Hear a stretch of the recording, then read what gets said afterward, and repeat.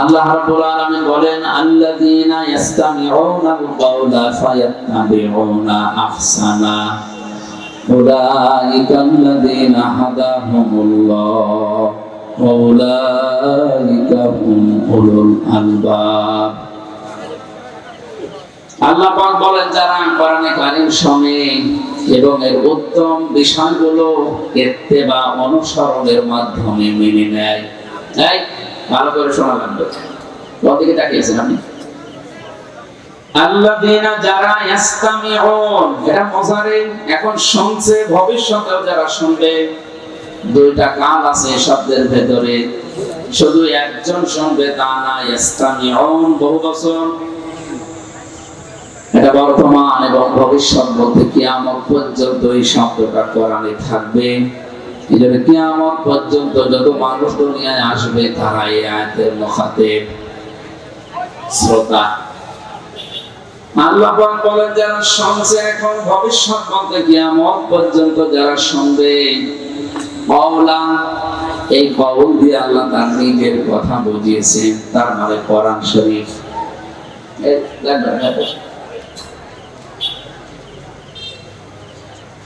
শোনার পরে কি করে তারা? ফায়াত্তাবিউনা আহসানা, এর ভেতরে উত্তম যে বিষয়গুলো আছে এগুলো তারা অনুসরণের মাধ্যমে মেনে নেয়। আর আমি বিশ্বাস করি এই নিয়ত নিয়ে আপনারা এসেছেন। কোরআনে যে কথাগুলো এখন উত্তম বিষয় হিসাবে বিবেচিত হবে, আপনাদের সামনে অন্তত উপস্থাপন করা হবে, এটা শোনার পরে আপনি মেনে নেবেন। কিভাবে মানবেন? শুধু শুনলেন এক কান দিয়ে আর কান দিয়ে বের হয়ে যাবে না, বিষয়টা এমন না। এই শোনার পরে আপনার প্র্যাকটিক্যাল লাইফে আপনি পঙ্খানুপঙ্খানু মেনে আল্লাহকে দেখাবেন। এই শর্ত দুইটাকে যদি মেনে নিতে পারে, উলাইকাল্লাযীনা হাদাহুমুল্লাহ, ইসমে ইশারা দিয়েছেন আল্লাহ।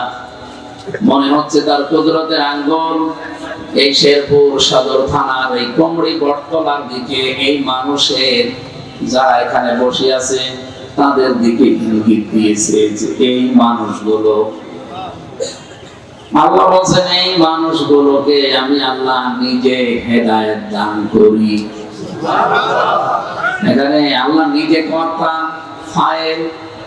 এখানে কয়েকটা প্রশ্ন অলরেডি এসে গেছে, আপনারা হয়তো অনেকে টের পাননি, আলেমরা টের পেয়েছেন। উলাইকাল্লাযীনা হাদাহুমুল্লাহ, আল্লাহ পাক বলেন এই মানুষগুলোকে আমি আল্লাহ হেদায়েত দেই। বলেন তো এখানে সরাসরি হেদায়েত দেওয়ার মালিকানা কার? আল্লাহ। অন্য কারো হাতে আছে? নেই। যদিও আমাদের এই সমস্ত দেশগুলোতে হেদায়েত দেওয়ার মালিকানা আমরা অনেকেই দিয়ে দিয়েছি, আর ময়মনসিংহ বিভাগে এগুলো আরো বেশি। কি কথা বলবেন? হুজুর কোন খবর রাখেন না, সব খবর আমার কাছে আছে। বাংলাদেশে যে সমস্ত জেলায় সবচেয়ে বেশি বেদাত হয় তার ভেতরে চট্টগ্রাম বিভাগে, এরপরে ময়মনসিংহ বিভাগে। এরা আশায় করুক বেদান্তে নাকি আছে। এই বেদাত গুলো বেশি হওয়ার কয়েকটা কারণ আছে, আমি সামনে এখনই বললে হয়তো উঠে চলে যাবেন, এজন্য পরে বলবো। আগে বেঁধে ফেলি তারপরে।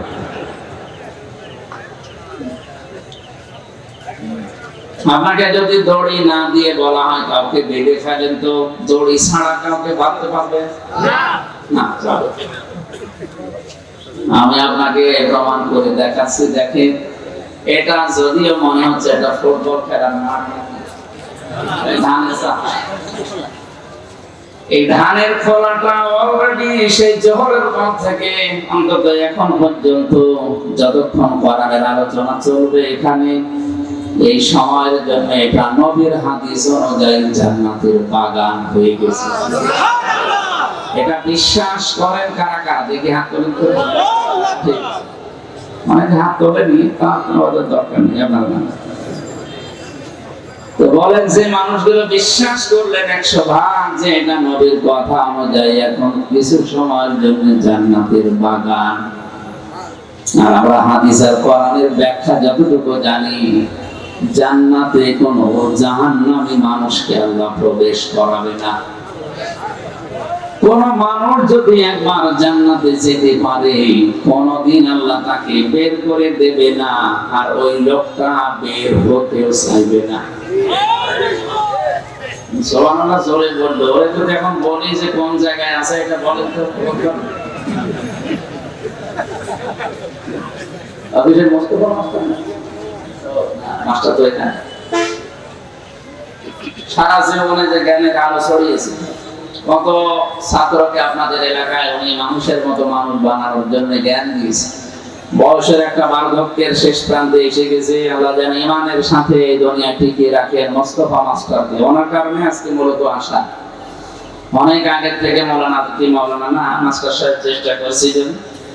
আমরা তো এখন পাইকারি হারে যাই না কোনো জায়গায়, নামের পরে ওই যে এমপি লাগানো আছে, তো যেখানে যেখানে যাওয়া হয়েছে ওই বেশি শুনে কিছু মাহফিল করা হয়। এখন আমাদের জনগণের দায়িত্ব সংসদ নিয়ে, মন্ত্রণালয় নিয়ে খালি ছোটাছুটি করা লাগে। এত রাত হবে আমি তো জানিও না, আমি তো কল্পনা করি না যে আপনারা রাত 11টায় করবেন। মনে করছিলাম যে রাত 9টায় উঠবো, এখন মনে হয় 11টায় শেষ হয়ে যাবে। তো কথা দিতে দিতে একেবারে কথা সব উল্টিয়ে গেছে। অন্তত 8টা 10-এর দিকে এসে পৌঁছিয়ে গেছে। তুললে আপনারা অনেক আগে করুন না, 9টায় পৌঁছলাম, 9টায় না, দেরি হয়ে গেছে। আমাদের সারাদিন আজকে বিভিন্ন অনুষ্ঠান দেরি হয়ে গেছে। আজকে আসার সময় কে জানো উনি আমার পরিচয় জানি না, ডাক্তার সাহেব না, আমার বলছিল যে এলাকায় নাকি রাত 12টা পর্যন্ত মাহফিলই করে, ওনাদের ট্র্যাডিশন হয়ে দাঁড়িয়েছে। রাত কম করা লাগবে ভাই, জরুরি ক্ষোভ না থাকলে নবীজি আসার পরে এভাবে রাত জেগে থাকতে নিষেধ করেছেন। বিজ্ঞান এখন প্রমাণ করে দেখছে যে রাত জেগে থাকার কারণে বহু রোগ শরীরে জন্ম নেয়। উনি তো ডাক্তার মানুষ, আগামী থেকে এই সমস্ত অনুষ্ঠানগুলোতে আমাদের শহীদ আল্লামা দেলাওয়ার হোসেন সাইদি রহমতুল্লাহ আলাইহি উনি যেভাবে অনুষ্ঠান করতেন, ওয়াজ মাহফিল, তাফসীর মাহফিল, ওইভাবে করতেন। ওনার মাহফিলগুলোতে আমরা দেখতাম এশার পরে উনি উঠলে রাত 9:30 10টায় শেষ হয়ে যেত। মানুষ হয়তো না নাকি, হয়তো মানে এতে 50 ডবল মানুষ হতো। তার এত বড় শ্রোতার বিশাল বহর যদি রাত 10টায় মাহফিল শেষ হয়ে যায়, আর আমরা কি ওয়াজ করি যে 1-1.5 ঘন্টায় আমাদের ওয়াজই ছাড়ে না, কারণ আমাদের কথার ভেতরে কোনো মাল নেই। আমি বুঝেই যাই, আমি শুনে যাই, ওইরকম আমরা করবো না। আমরা কথা 10 মিনিট বললে ওখান থেকে অন্তত 10টা শিক্ষা বের করবো ইনশাআল্লাহ। আমি যে দড়ি ছাড়া বেঁধে ফেলার কথা বলতে যে হাদিস এবং আয়াতের উদ্ধৃতি দিচ্ছি, সুবহানাল্লাহ ওখান থেকে জোরে বললেন, অথচ ওনারা জিজ্ঞাসা করলে বলতে পারছেন না। এটা সূরা কাহফের ভেতরে আছে 108 নম্বর আয়াতের শেষের দিকে শব্দটা আপনি দেখবেন, খালিদিনা ফিহা লা ইয়াবগুনা আনহা হিওয়ালা। আল্লাহ বলেন আমি যদি কাউকে জান্নাতে প্রবেশ করাই, চিরকাল সেখানে থাকবে, ওকে আমি আল্লাহ কোনোদিন বের করে দেব না, আর ওই লোকটা বের হতেও চাইবে। এর আগে আপনারা নিজেরা বললেন এটা নবীর ভাষায় জান্নাতের কি, আরো জোরে বলে, আর জান্নাতে কোনো জাহান্নামী মানুষকে আল্লাহ প্রবেশ করাবে না। এখানে অন্তত এই হাদিস আর আয়াত অনুযায়ী বিশ্বাস করতে পারি আমরা যারা এসেছি আমরা সকলে জান্নাতি। এখন এটা যদি জান্নাতের বাগান মনে করি এসে জান্নাতি হয়ে যান, আপনি বলেন এখন জান্নাত থেকে আপনি তো বের হয়ে যাবেন নাকি? ও দেখুন চলে যাচ্ছে, তার মানে ওর জান্নাত ভালো লাগছে না। আপনাকে তো আল্লাহ বের করে দেবে না জানিয়েছেন, লা ইয়াবগুনা আনহা হিওয়ালা। কোনদিন আল্লাহ জান্নাত থেকে কাউকে বের করে দেয় না, আর লোকটা জীবনে কোনদিন বের হতে চাইবেও না। বেজান আমি কিন্তু আপনাদের এখন অলরেডি দড়ি ছাড়া বেঁধে ফেলেছি, চলে গেলেই আপনি মুসিবতে পড়বেন। আপনি যে বললেন দড়ি ছাড়া বাধা যায় না, আমার ভাইরা, হেদায়েত দেওয়ার একচ্ছত্র মালিকানা আল্লাহ নিজের হাতে রেখে দিয়েছেন, নবীজির হাতেও দেননি। এই পৃথিবীতে আল্লাহ কোন নবীর হাতে যদি হেদায়েত ছেড়ে দিতেন হযরত নূহ আলাইহিস সালামের সন্তান কেনান জাহান্নামে যেত না। হযরত লূত আলাইহিস সালামের স্ত্রী জাহান্নামী হয়ে যেত না। আমি এখান থেকে একটা শিক্ষা অলরেডি বের করেছি, আপনাদেরকে কয়েক মিনিটে এই শিক্ষাটা দিতে চাই। রব্বুল আলামিন বলেন, হযরত লূত আলাইহিস সালামের জামানায় দুইজন ফেরেশতাকে পাঠিয়েছিলাম, যারা আসরের সময় এসে বলে, আল্লাহর নবী লূত, উম্মত যা আছে সব এখান থেকে নিয়ে চলে যান, আমরা আল্লাহর গজব এখানে নাযিল করব, কিন্তু সাবধান, আপনার স্ত্রীকে এখান থেকে আপনি নিয়ে যেতে পারবেন না। ফাআনজাইনাহু ওয়া আহলাহু ইল্লা ইমরাআতাহু কানাত মিনাল গাবিরিন। এটা সূরা আরাফের ভেতরে আছে 83 নম্বর আয়াতে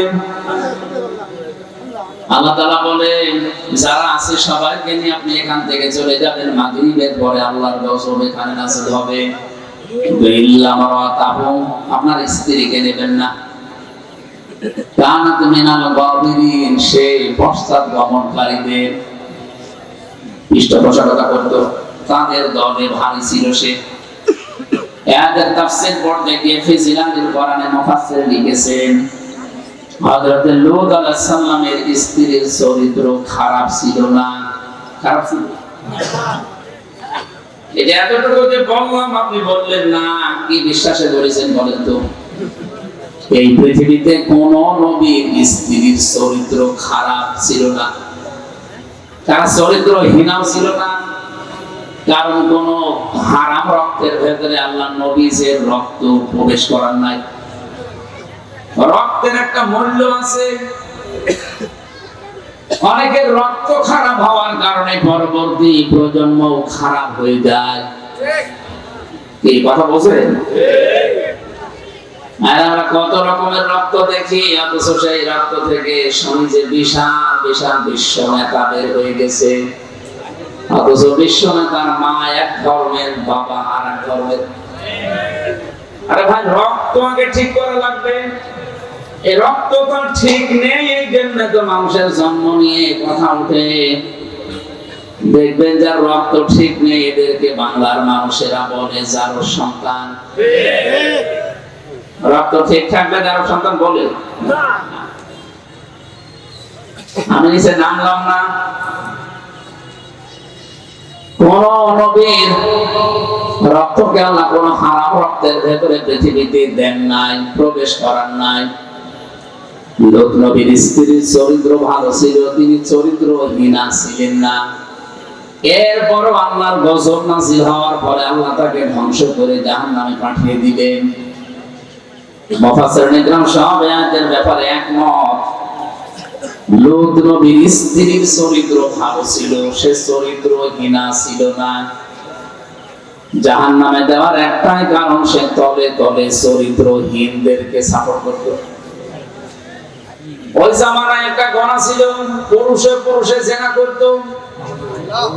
সমকামিতা যেটা বলা হয়, নারীতে নারীতে তারা বিয়ে করে নারীতে নারীতে জেনা করত।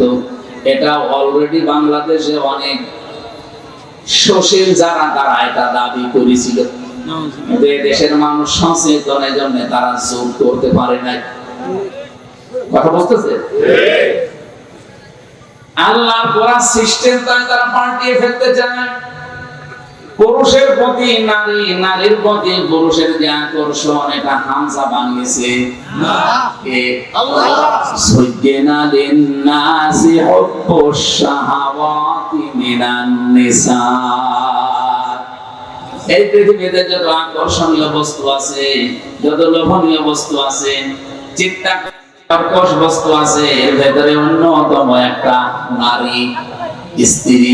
এর প্রতি ভালোবাসা, মহব্বত, এটা তৈরি করে দিয়েছে স্বয়ং আল্লাহ পরীক্ষার জন্য। এই জায়গায় পরীক্ষায় যে উত্তীর্ণ হতে পারবে, সারা জীবন সাকসেস। কিন্তু এখানে এসে যদি কেউ ধরা খেয়ে যায়, তার জীবন ক্ষতিগ্রস্ত। এটা সূরা মুনাফিকের ভেতরে আছে, ইয়া আইয়ুহাল্লাযীনা আমানু লা তুলহিকুম আমওয়ালুকুম ওয়ালা আওলাদুকুম আন যিকরিল্লাহ ওয়া মান ইয়াফআল যালিকা ফাউলাইকা হুমুল খাসিরুন। বলেন আল্লাহু আকবার। এর ব্যাখ্যায় আমি যেতে চাই না, কারণ আয়াত আমি পড়ি না, যেটা পড়িছি ওই দিকে যাব, শুধু আয়াতটা পড়ে ইঙ্গিত দিলাম। যারা তাদের সন্তানাদি সম্পদাদি স্ত্রী পুত্র এদের পেছনে পড়ে আল্লাহর বিধানকে ভুলে যাবে, আল্লাহ বলেন এরাই ক্ষতিগ্রস্ত। বলেন নাউজুবিল্লাহ। এখানে আকর্ষণ তৈরি করে দিয়েছে, যেহেতু সরাসরি আল্লাহ নিজে অবসর প্রবাসী হযরতে লূত আলাইহিস সালামের স্ত্রী বলেন, তিনি শুধু চরিত্রহীনদেরকে সাপোর্ট করার কারণে আল্লাহ তাকে জাহান্নামে দিয়ে দিয়েছে ধ্বংস করে। এটা যেহেতু রেকর্ড হচ্ছে, এই জন্য আমি একটু বড় গলায় বলছি। বাংলাদেশ সহ বিশ্বে যারা নিজেরা অনেকেই মনে করেন আমি ভালো, আমার চরিত্র ভালো, আমি কোনো খারাপ কাজ করি না, আমার ব্যবসা হালাল, আমার কর্মজীবন ভালো, ও ভাই আমি এটা সব জানি, কিন্তু আপনি এমন মানুষকে সাপোর্ট করেন যার চরিত্র ভালো না, এইরকম মানুষ বাংলাদেশে নেই। এই আমাদের বিষয় লিল্লাহি তাকবীর। আপনাদের সদরের এমপি মনে হয়, আমাদের তো সদর 3 আসন আর আপনাদের সদর 1 আসন দেখলাম। আমাদের সদরের এমপি সাহেব এসেছেন হাফেজ রাশিদুল ইসলাম, হায়াতে তাজ্জাবা সিহাতে কুল্লিয়া কামনা করছে, আল্লাহ যেন দান করে। বস এই মেহমান দিকে না না না বসেন, এই জায়গায় বসতে থাকেন। সুবহানাল্লাহ ওয়ালহামদুলিল্লাহ লা ইলাহা ইল্লাল্লাহ সুবহানাল্লাহ ওয়ালহামদুলিল্লাহ লা ইলাহা ইল্লাল্লাহ। এখানে দাঁড়িয়ে থাকা যাবে না, রেকর্ড হচ্ছে, শেষে বদনাম আপনাদের জেলা, তবে জেলার মানুষ মনে হয় ওই রংপুরের লোক, মানে রংপুর এলাকায় গাড়িতে হরেন দিলে একটু সরিয়ে দাঁড়াবে না, আর তাকিয়ে দেখে যে কে হরেন দিচ্ছে। ময়মনসিংহ বিভাগের মানুষ তো এরকম আলাপ বলা না, এরা অনেক চালাক, এই জন্য পেছনে ডিস্টার্ব করলে বদনাম আপনাদের হবে, আমার কিছু হবে। কে বলছিলাম জানো? অনেকেই মনে করে আমি নিজে ভালো, আমার ব্যবসা প্রতিষ্ঠান হালাল, আমার কর্মজীবনও ঠিক আছে, আমি তো কোনো উল্টাপাল্টা কাজে যাই না, আমারে আল্লাহ জান্নাত দেবে না দেবে কারে, আমার আল্লাহ জাহান্নামে দেবে কি দেখে দেবে, এটা মনে করেন। তাদের জন্য এই আয়াতটা, এই একটাই হেদায়েত, আর কিছু লাগবে না। লূত নবীর স্ত্রী এত বড় পাওয়ারফুল নবীর স্ত্রী, কিন্তু নিজে ভালো চরিত্রহীনা ছিল না, খালি চরিত্রহীনদেরকে সাপোর্ট করার কারণে যদি আল্লাহ তারে ধ্বংস করে জাহান্নামে পাঠিয়ে দেয়। আজ বাংলাদেশে যারা নিজেরা ভালো কিন্তু এমন মানুষকে, এমন দলকে সাপোর্ট করেন যাদের চরিত্র ভালো না, আল্লাহর কসম আপনাকে লূত নবীর স্ত্রীর সাথে জাহান্নামে যাওয়া লাগবে। এটা বোঝা শোনার পরও যদি আপনি এখন আর কাজ না করেন, আমল না করেন, এটা আপনার বিবেকের উপরে ছেড়ে দিলাম। একজন বলল ঠিক, আমার বোঝা হয়ে গেছে যে আপনারা কতটুকু মানবেন। এত মোটামুটি করে বৃষ্টি হচ্ছে নাকি? সমস্যা কি আপনাদের? নাকি খুব বেশি গরম পড়ছে? ফাঁকা ফাঁকা হয়ে বসা দরকার হয়, তারপরে মোটামুটি বন্ধ করে। তাহলে আল্লাহর হেদায়েত পাওয়ার জন্য আমি কিছু শর্ত এনেছিলাম কোরআন থেকে, সূরা জুমারের। আল্লাহ ওই মানুষগুলোকে হেদায়েত দান করেন যারা কোরআনের কথাগুলো শোনার পরে উত্তম কথা অনুসরণের মাধ্যমে মেনে নেয়। আজকে আমরা যেখান থেকে পড়েছি এখান থেকে ইনশাআল্লাহ অনুসরণ করা আরম্ভ করব। 2 নম্বরে আল্লাহ বলেন আউলাইকা হুমুল আলবাব, আমি আল্লাহর দৃষ্টিতে এই মানুষগুলোই বুদ্ধিমান। এই শেরপুর এলাকায় বহু মানুষ আছে বুদ্ধিমান, আমরা মনে করি যাদের 10 তলা বিল্ডিং আছে, যাদের ব্যবসা প্রতিষ্ঠান অনেক বড়, বিশাল বিশাল ইন্ডাস্ট্রিজের মালিক, ক্ষমতা চেয়ারে বসে আছে, মনে করেছে এরা মনে হয় অনেক বুদ্ধিমান। রব্বুল আলামিন আয়াত দিয়ে প্রমাণ দিয়েছেন না, বুদ্ধিমান তারা যারা কোরআনের উত্তম কথাগুলো মেনে নেওয়ার মাধ্যমে প্রমাণ দেয়। সুতরাং আল্লাহর দৃষ্টিতে বুদ্ধিমান এবং হেদায়েত পাওয়ার যে শর্ত পেলাম, এখন থেকে যেন আমরা আমল করতে পারি, আল্লাহ তাওফিক দেন, আমিন। এই যে ইত্তেবা শব্দটা এখানে পেলাম, এই শব্দটা আল্লাহ আরেক জায়গায় দিয়েছেন।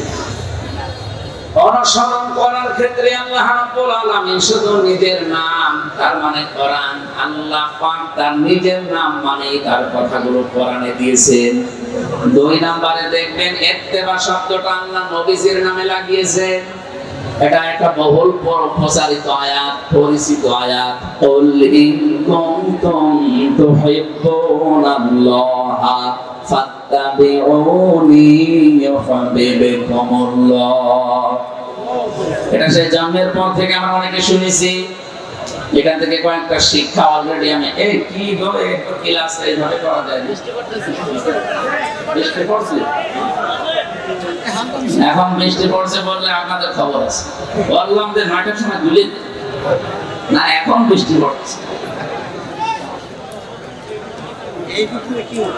এইভাবে করে ক্লাস হয়, বলেন একটা জিনিস বোঝাতে হলে তো ধীরে স্থিরতা লাগে, নাকি ধর করতে মা পেরে করবো, এইভাবে করলে হবে। সামনে একটা বিশাল দিবস আসতেছে, মুসলমানদের 2টা যে খুশির দিন, তার ভেতরে একটা ঈদুল আযহা।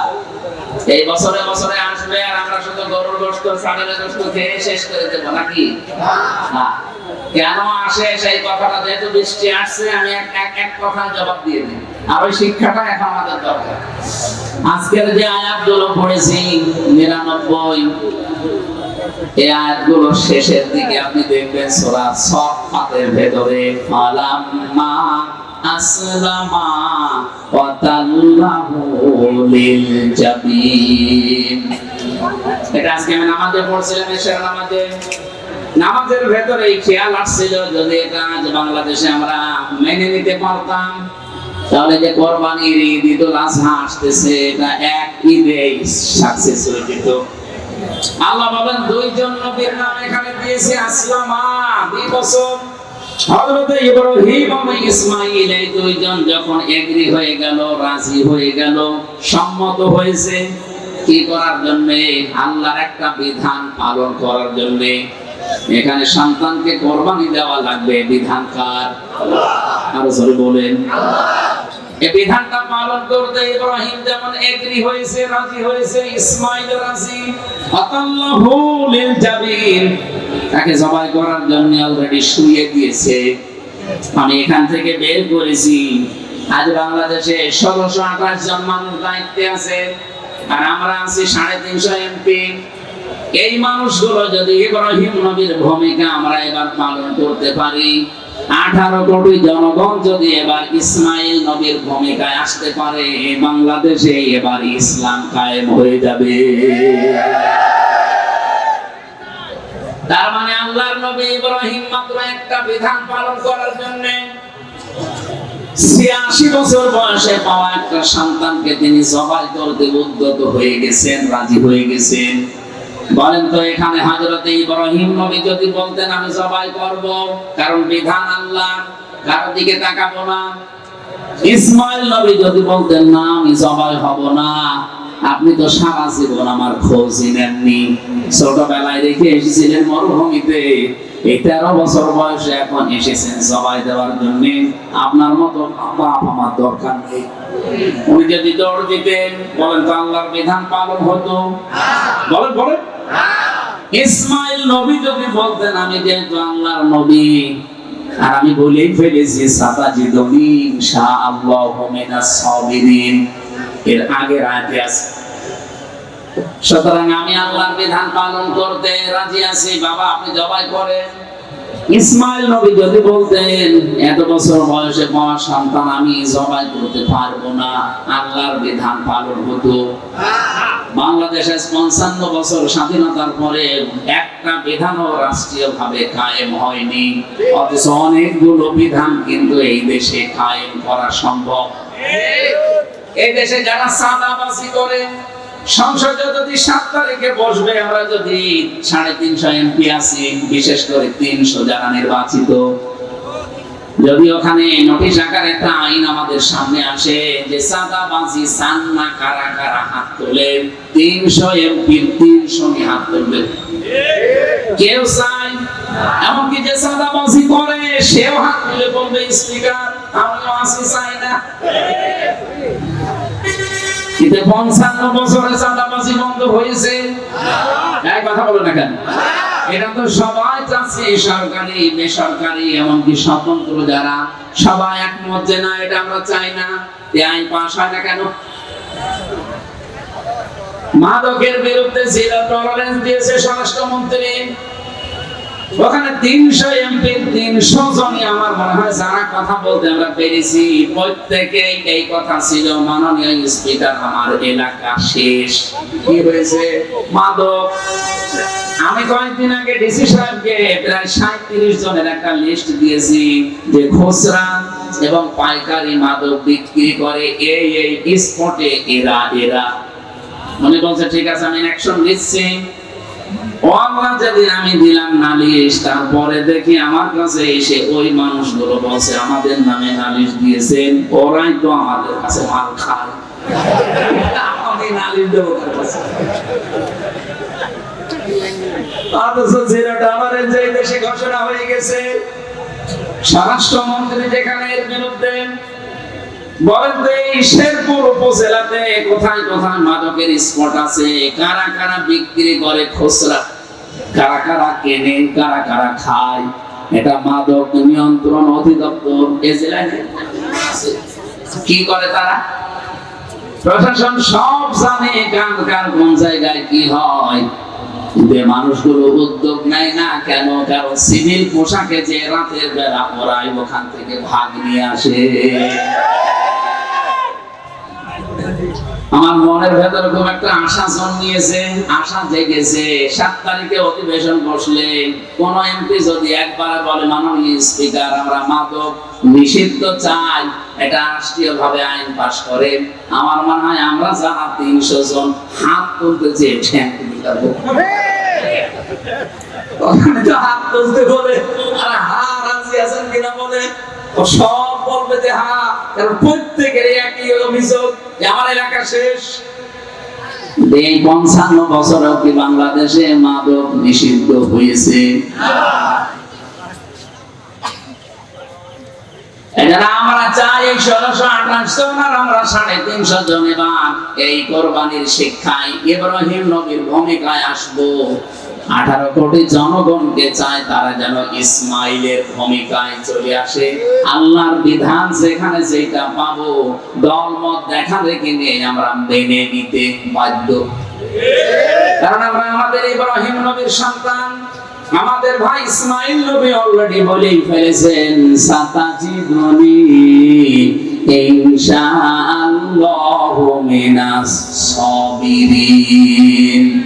এর আগের শব্দে আছে ফালাম্মা বালাগা মাআহু সা'য়া ক্বালা ইয়া বুনাইয়া ইন্নী আরা ফিল মানামি আন্নী আযবাহুকা ফানজুর মাযা তারা ক্বালা ইয়া আবাতি ফাআল মা তু'মার। এই শব্দটা হযরত ইসমাইলের। ক্বালা ইয়া আবাতি ফাআল মা তু'মার, হে বাবা যেটা আদিষ্ট হয়েছেন আপনি পালন করেন। আমরাও দায়িত্বশীলদেরকে বলতে চাই, দেশের সার্বভৌমত্ব, দেশের শান্তি শৃঙ্খলা, স্বস্তি, নিরাপত্তা এগুলো রক্ষা করার জন্য যা করা লাগে আপনারা তাই করেন। আমরা ইসমাইলের ভূমিকায় জীবন দিতেও রাজি আছি। বর্ডার এলাকাগুলোতে তাকিয়ে দেখেন, বিশাল দেশ ভারত, তাদের মোকাবেলায় এই যুবক ছেলেরা ছুটে চলে যাচ্ছে পৃথিবীর পেছনে। 1 ইঞ্চি জায়গা ভারতকে আমরা নিতে দেব না যতক্ষণ আমাদের 1 ফোঁটা রক্ত শরীরে আছে। ভিডিও দেখছিলাম আমরা চাঁপাইনবাবগঞ্জে, অলরেডি কুড়িগ্রাম, লালমনিরহাট কুড়িগ্রাম ওই লাইনে ভারতের যে বিএসএফ আছে ওরা অলরেডি নিয়ে আসতেছে অস্ত্র তাক করে, আর এরা হাতে একটা লাঠি নিয়ে দৌড়িয়ে চলে যাচ্ছে। ওরা পালিয়ে বাঁচছে না, জয় শ্রীরাম বলতে বলতে।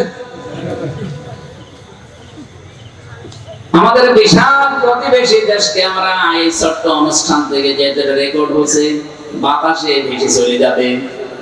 তাদেরকে আমরা ভালোবাসি, চাই তারা শান্তিতে থাক, আমাদেরকেও শান্তিতে থাকতে দিক। আমাদের এই ছোট্ট ভূখণ্ডের শান্তি যদি কেউ নষ্ট করতে চান, আল্লাহর কসম আমরা তাদেরকেও শান্তিতে থাকতে দেব না। টান দেওয়ার জায়গা কিন্তু আমরা জানি 7 সিস্টার খান খান হয়ে যাবে। আমার একটা বুদ্ধি মাথায় এসেছে, আমার মনে হয় বাংলাদেশে বিভিন্ন আওয়াজ ওঠে, এই আওয়াজটা খুব তাড়াতাড়ি তোলা দরকার যে ভারতের যে সমস্ত নাগরিকরা বাংলাদেশে ওয়ার্ক পারমিট পেয়েছে তাদের এইগুলো বন্ধ করা লাগবে। একটু আওয়াজ তুলে দেখেন, সারা দেশে যদি প্রত্যেকটা জেলা থেকে আওয়াজ উঠতে থাকে, দাদা যারা লাফালাফি করছে ওদের গলা বাজি হয়ে যাবে। বুদ্ধি গুলো অনেকে জানে না, বুদ্ধি দিলাম, এই বুদ্ধি দেওয়ার কারণে না জানে কোন বিপদে পড়ি। বৃষ্টি মনে হয় বন্ধ হয়ে গেছে, তার মানে আমরা আরম্ভ করতে পারি। তো আয়াতের শিক্ষাটা অলরেডি বলে ফেললাম।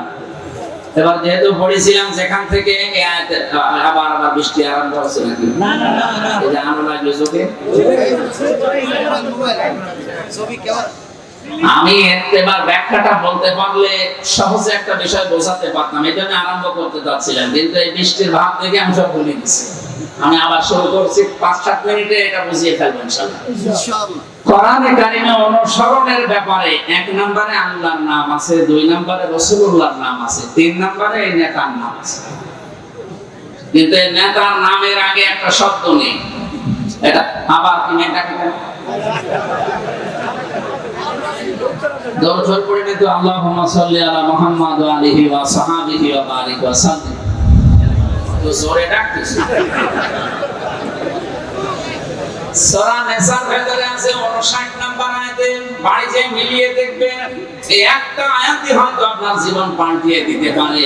ইয়া আইয়ুহাল্লাযীনা আমানু আতিউল্লাহ ওয়া আতিউর রাসূল ওয়া উলিল আমরি মিনকুম।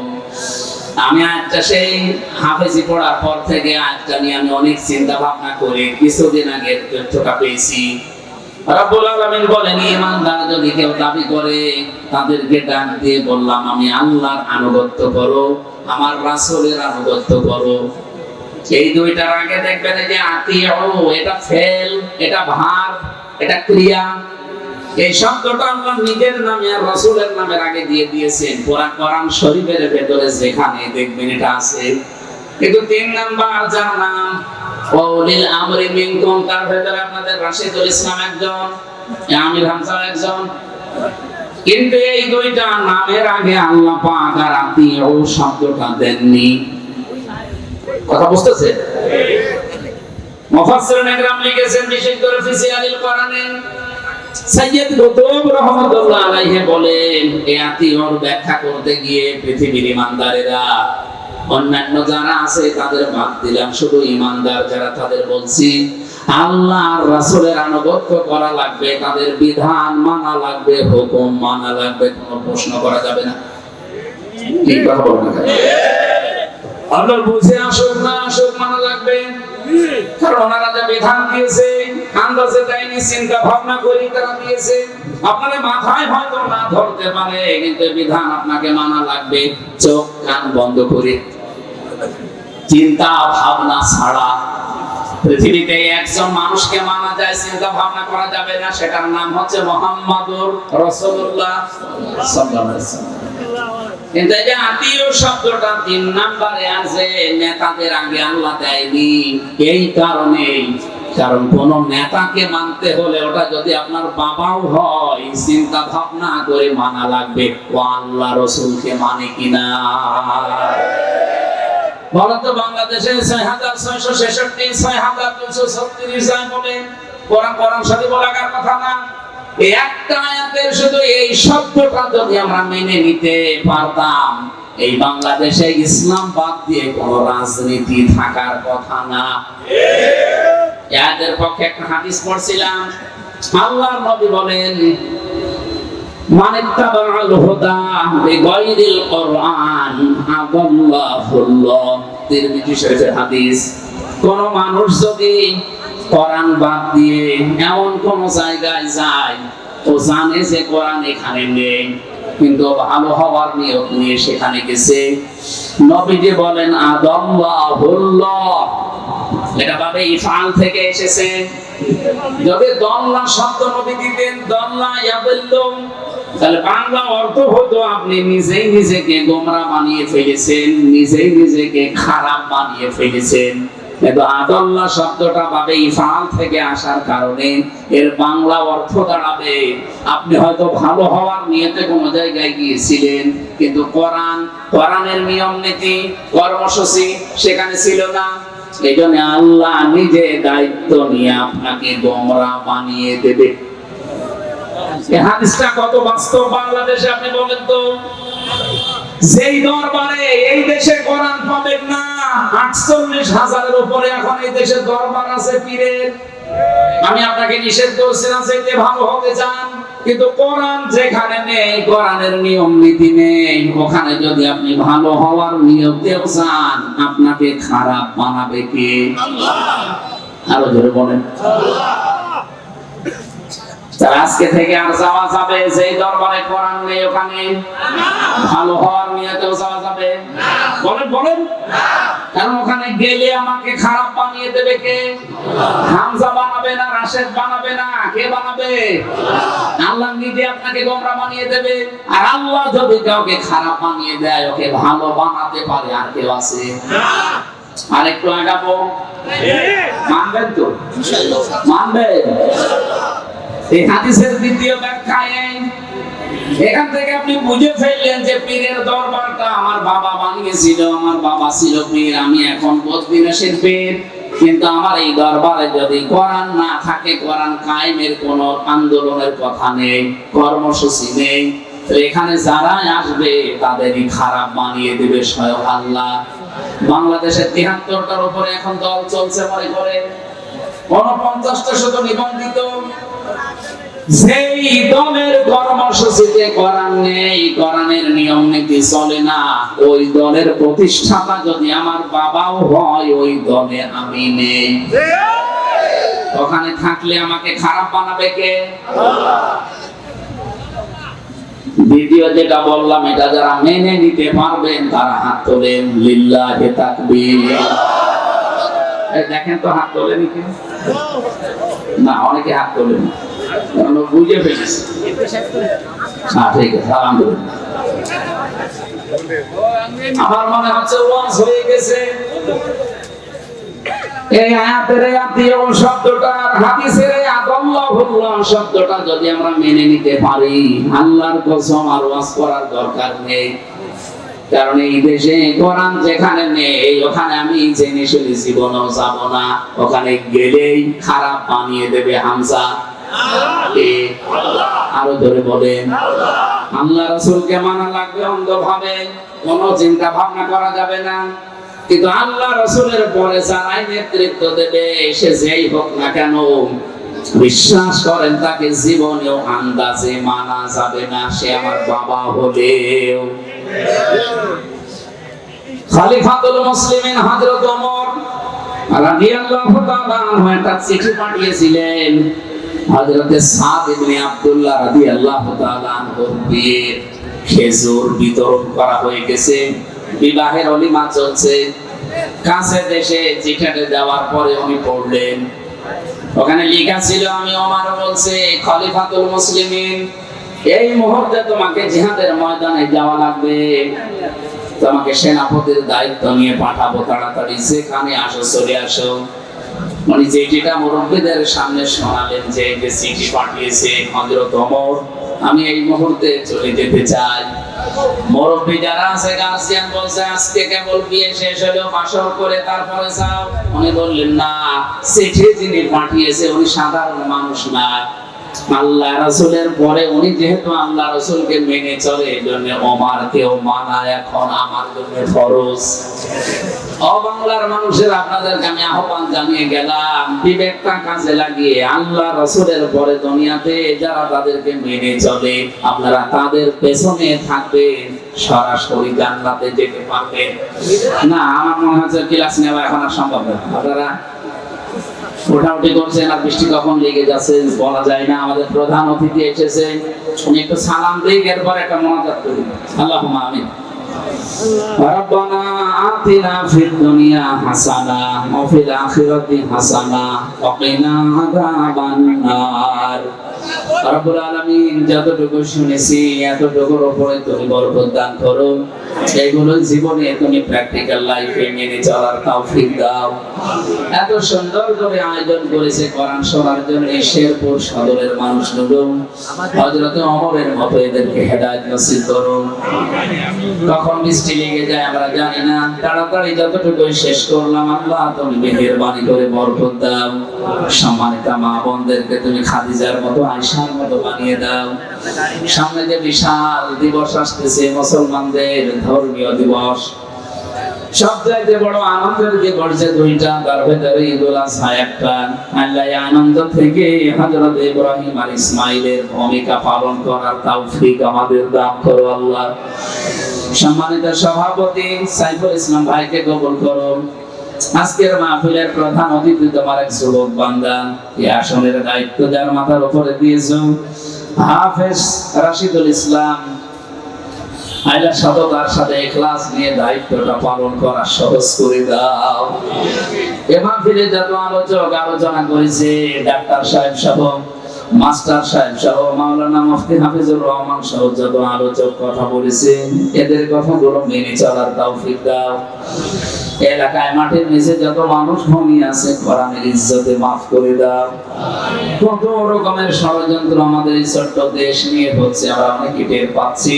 আল্লাহ তোমার হাতে ছেড়ে দিলাম। আল্লাহুম্মা ইন্না নাজআলুকা ফি নুহুরিহিম ওয়া নাউযু বিকা মিন শুরুরিহিম। হাসবুনাল্লাহু ওয়া নি'মাল ওয়াকিল, নি'মাল মাওলা ওয়া নি'মান নাসির। এই শেরপুর জেলায় আসলে মনে পড়ে শহীদ কামরুজ্জামানের কথা। আল্লাহ তোমার এই বান্দাকে শাহাদাতের সর্বোচ্চ মাকাম দান করো, জান্নাতুল ফেরদাউসের মেহমান বানিয়ে নাও। তাদের পথ অনুসরণ করে মানবতার সেবা করার তৌফিক আমাদের দান করো আল্লাহ। কত মানুষ কত আশা আকাঙ্ক্ষা নিয়ে এসেছিল, আরো আগে উঠতে পারলে আমরা ভালো করতাম, কিছু কথা শোনাতে পারতাম। তখন বৃষ্টি লেগে যায়, অন্ধকার হয়ে আসছে, আল্লাহ শেষ করে দিয়েছি। আমাদেরকে তুমি কবুল করো, জীবনের শেষ কথা যেন বলতে পারি লা ইলাহা ইল্লাল্লাহু মুহাম্মাদুর রাসূলুল্লাহ। এই অন্ধকার হয়ে আসছে, যান চলে যান। আসসালামু আলাইকুম। মাশাআল্লাহ, আলহামদুলিল্লাহ। মুফতি আমির হামজা সাহেবকে সম্মানিত কথা